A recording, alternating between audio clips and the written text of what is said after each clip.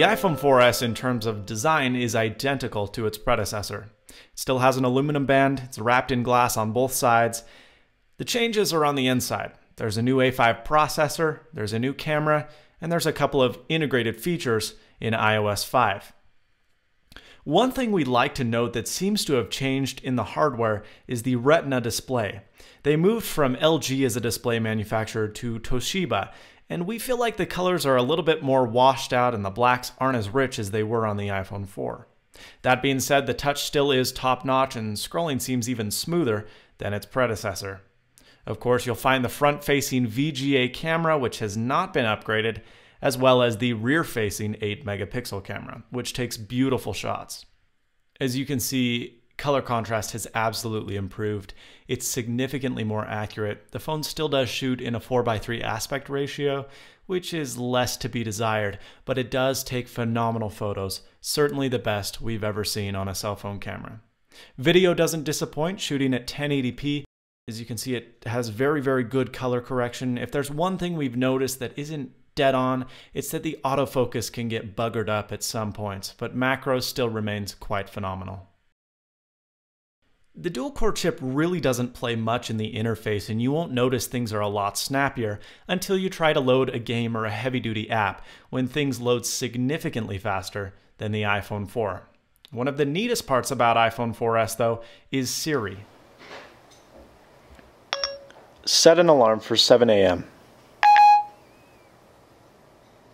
It's set for 7 a.m.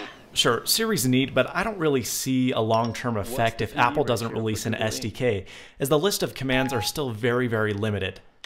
One of the most interesting things is not Siri, but dictation.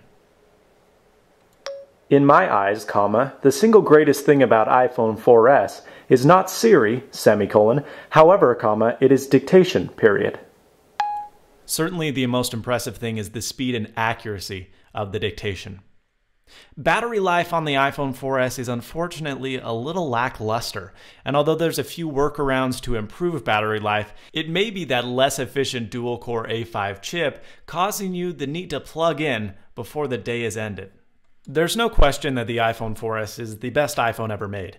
The culmination of the A5 processor and the 8-megapixel camera alone make it a very nice upgrade.